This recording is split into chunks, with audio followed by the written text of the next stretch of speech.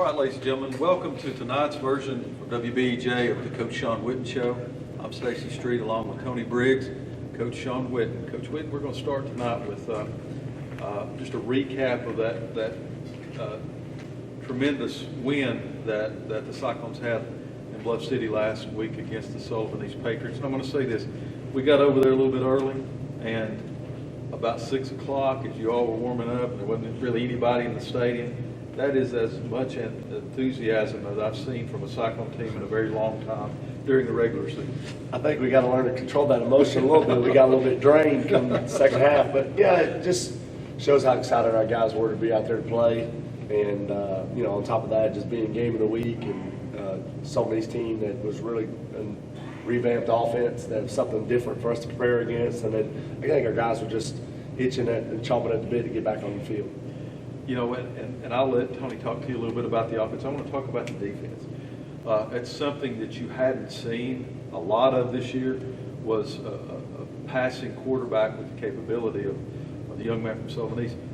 But Coach, I'm telling you, all three levels, the defensive line, the linebackers, and the defensive backs, I don't know if you could have played a better ball game. Well, it was good to see us, in all levels. The responsibilities of the D-line, linebackers, and DBs. I really thought we got off to a great start. Zach Wallen's interception was a phenomenal play, the diving interception there. And then, I think we didn't have any sacks, but we did put a lot of pressures on them. They kept running a lot of screens, getting the ball out quick. And, we put pressure on them. We knew that, we could do that. And then on top of that, we limited the tight end, their leading receiver, to 2 catches. And then also Cam Baker and Dry had an interception.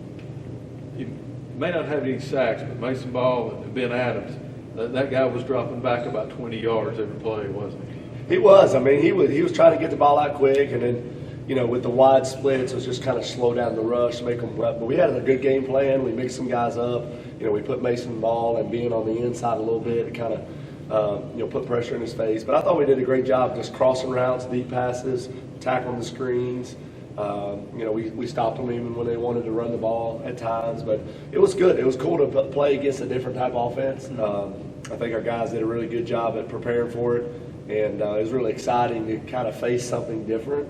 And I really thought our guys did a great job with their focus and execution. Other than kind of a couple of the penalties, it was pretty great effort by our defense.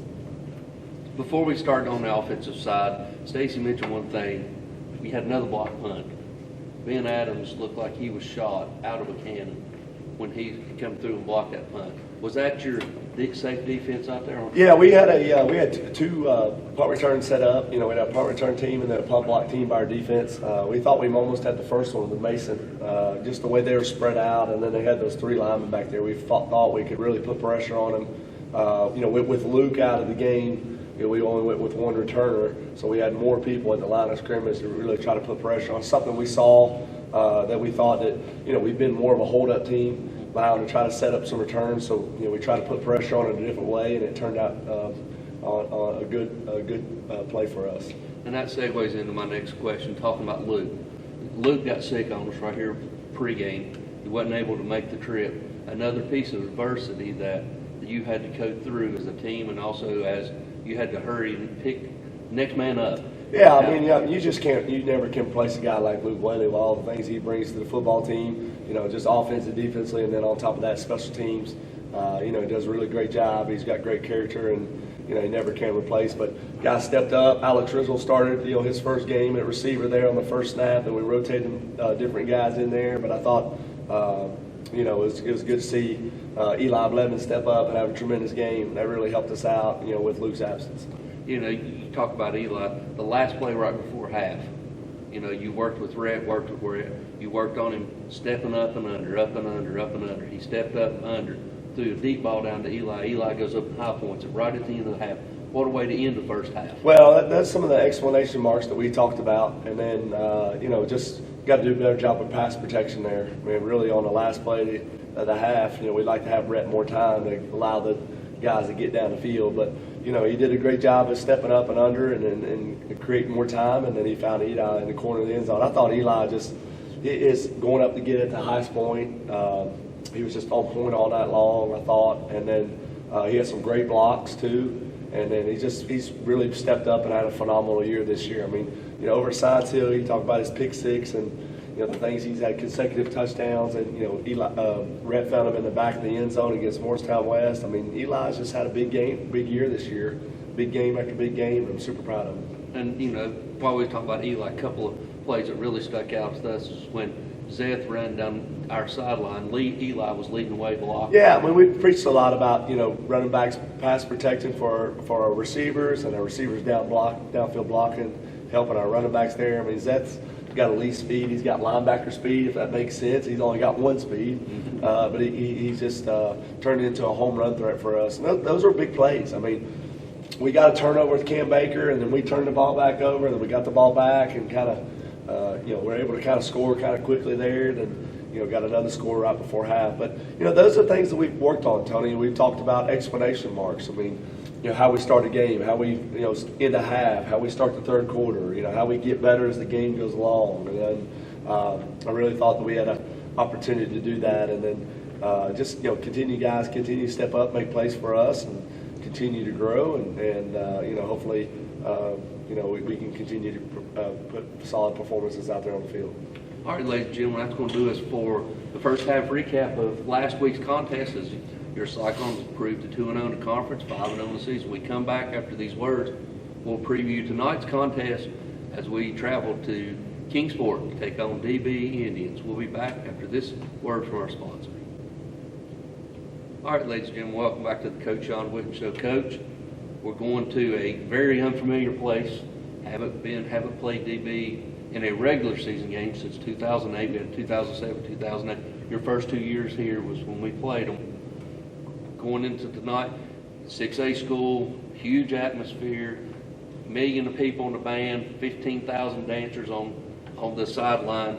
It's something different that you're going to have to reel in the players. Another piece of adversity that we're going to have to go through. Well, obviously it's a really good school. It's got great tradition. They're a big school, but it's a great atmosphere. It's something that you thrive to play in, and we're glad we got this game on the schedule. It comes at a great time for us because it comes at a pivotal time in the season. Missing the Boone game, it comes a marquee game. It allows us to kind of set up the second half of the season, get into the final stretch here, and then obviously the size and the speed and how well coached they are and their fundamentals.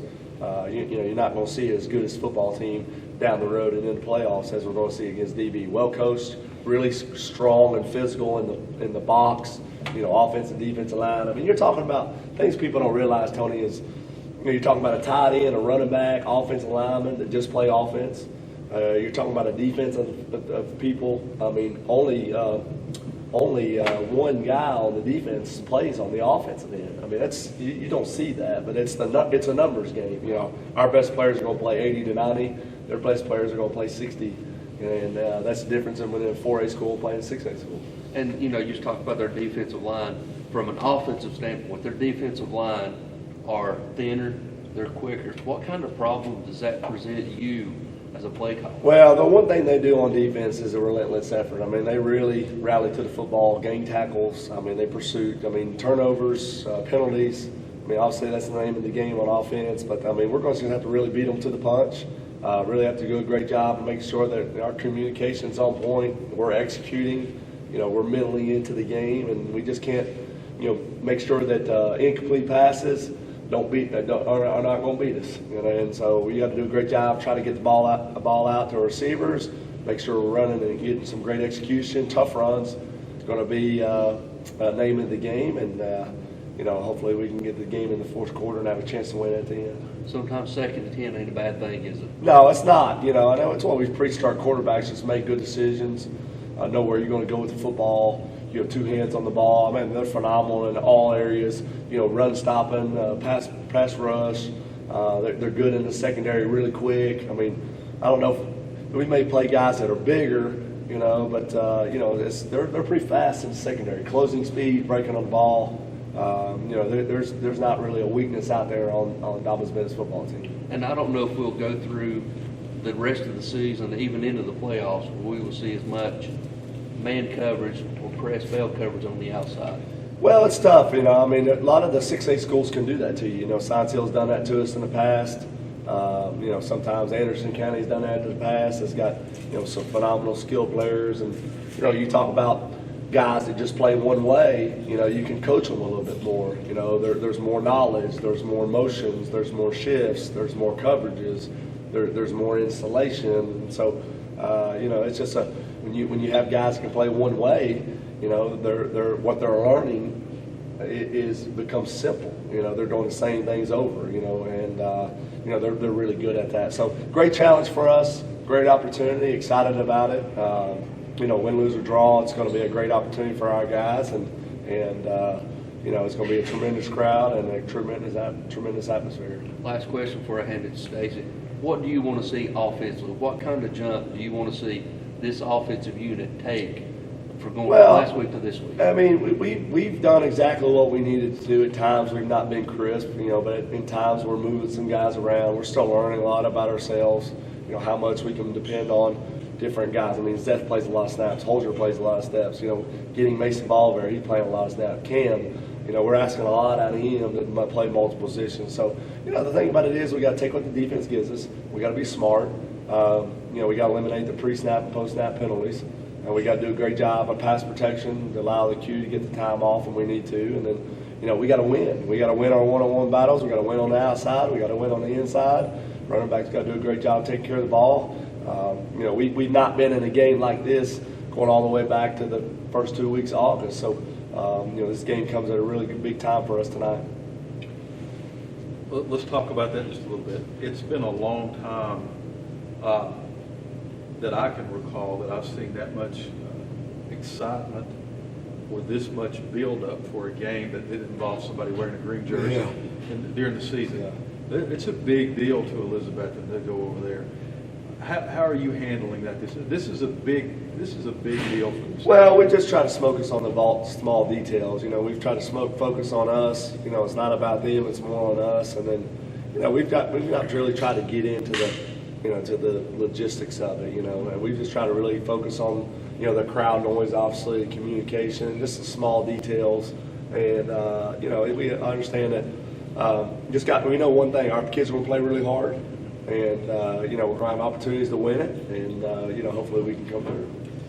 Let's talk a little bit more about when you're on offense and they're on defense. Coach Christian has said the linebacker they have there is the best that he's ever had. And that's a big statement as long as he's been with the program with Coach Clark. How are you going to deal with the linebacker? Well, I mean, I think, you know, we played Morristown West. It's been really good. I thought Morristown West has some great size. I mean, I think that the guy at Science Hill coming off preseason All-State was as good. Necessary is as good as it gets too. You know, they had both of their inside linebackers back. So we played a really good competition. The thing about it is, Stacy, is he's got really good front four. You know, he's got a sophomore defensive tackle. They're more athletic up front. Now, not very big, but, you know, they'll slant, pinch, get to the gaps, are super strong. I mean, that's the thing, you know. Those guys work out too just as much as we do.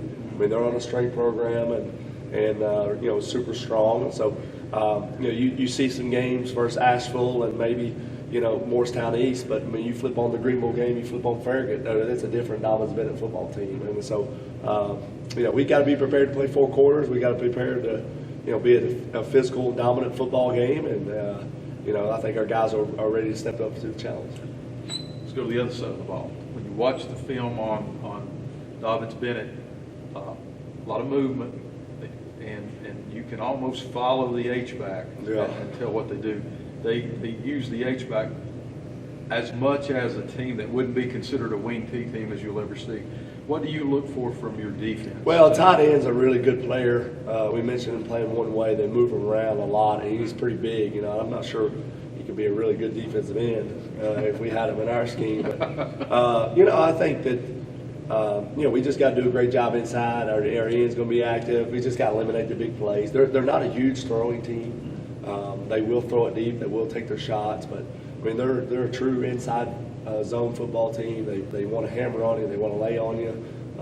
You know, so, you know, I'm hoping our front four come ready to play. Our linebackers got to be really tough. You know, Holzer and Zeth are kind of undersized. They got to be really feisty. Justice, You know, we're going to see how far he's kind of grown up and come as a sophomore inside linebacker. But these are the games you prepare for. This is the reason why you do all the work, and I know our guys will be ready for the challenge. Coach Whitten, as always, thank you. Ladies and gentlemen, that's going to do it for tonight's version of the Coach Shawn Whitten Show. We'll be back after these words from our sponsors as we have the kickoff in a big contest, David versus Goliath, as they're calling it over here, where 6A Dobyns Bennett entertains your Elizabethton Cyclones. Tony and I will be back with our preview of the game here on your station for Cyclone football, WVEJ.